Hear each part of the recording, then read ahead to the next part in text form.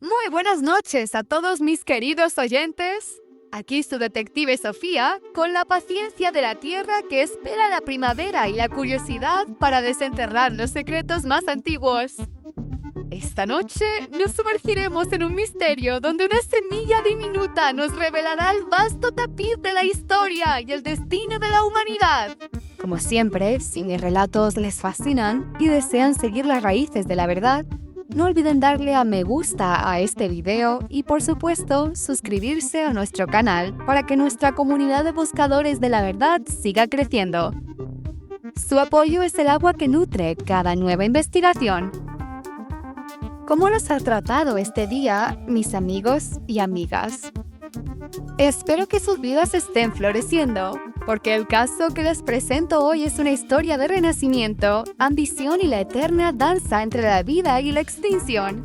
La llamada provino de un equipo de botánicos y paleobotánicos de renombre internacional, liderado por la doctora Lara Chen, cuya voz, normalmente vibrante de entusiasmo científico, ahora estaba teñida de una profunda desesperación.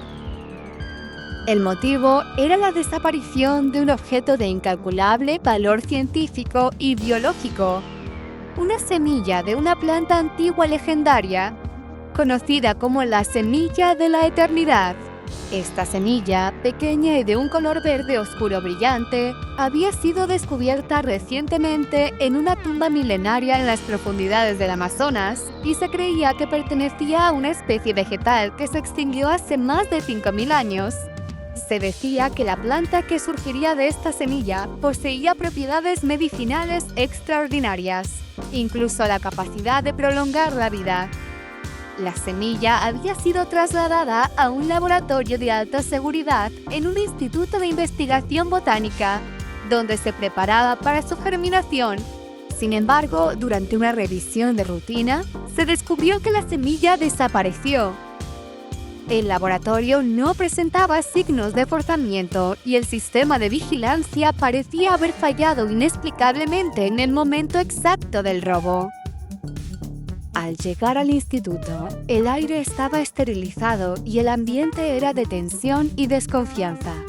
El laboratorio, con sus incubadoras vacías y microscopios silenciosos, sentía la ausencia de la semilla, como si una promesa de vida se hubiera desvanecido antes de nacer. Mi primera impresión fue que el robo era obra de una farmacéutica sin escrúpulos o de un biopirata, pero la precisión del robo y la ausencia de rastros sugerían una conexión más profunda con el origen de la semilla.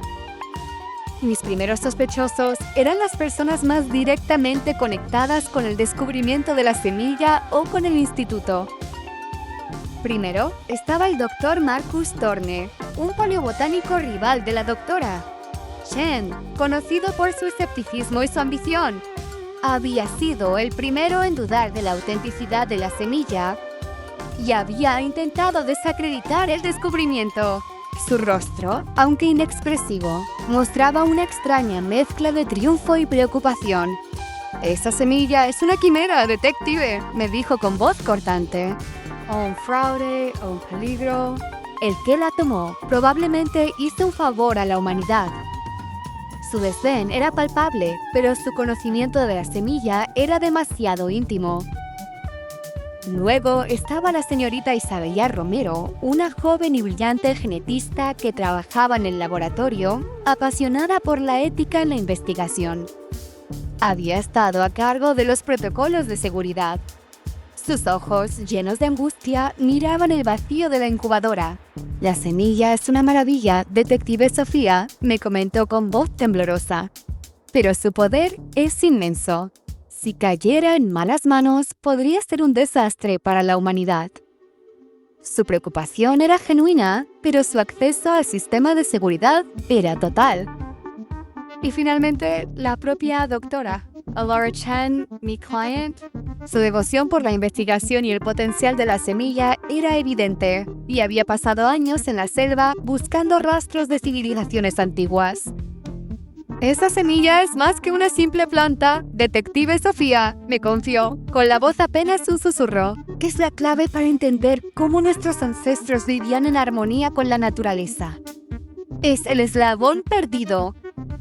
Su fascinación por la semilla era casi obsesiva.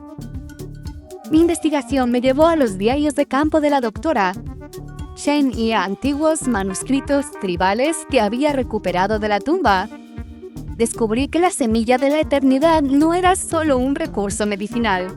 Era el último legado de una antigua civilización amazónica, los pueblos del aliento verde, que habían vivido en perfecta simbiosis con la naturaleza. Ellos creían que la semilla contenía el conocimiento de su civilización, un mapa genético de su historia y su filosofía de vida, codificado en su ADN. La planta que germinaría de ella florecería una sola vez, liberando esporas que al ser inhaladas por una persona específica, el guardián de la semilla transferirían todo ese conocimiento. La semilla había sido enterrada con el último líder tribal, con la promesa de que solo sería desenterrada cuando la humanidad estuviera al borde de su autodestrucción, como un último intento de guiarla hacia la coexistencia. La tribu había desarrollado técnicas para dormir la semilla durante milenios. Aquí, mis amigos, la historia de la semilla comenzó a revelar su verdad, una verdad de sabiduría ancestral, de una promesa de coexistencia y de un poder que podría cambiar el destino de la humanidad. Decidí ir a hablar con la señorita Isabella Romero, la genetista. Le hablé de los diarios de la doctora Chen, de los pueblos del aliento verde y del mapa genético. Sus ojos, que antes estaban llenos de angustia, ahora brillaban con una profunda reverencia. Confesó que ella había tomado la semilla. Isabella no la había robado por avaricia. Ella era la última descendiente directa de los pueblos del aliento verde, una línea de guardianes de la semilla que había vivido en secreto, esperando el momento de la profecía. Su abuela, antes de morir, le había revelado su herencia y el verdadero propósito de la semilla.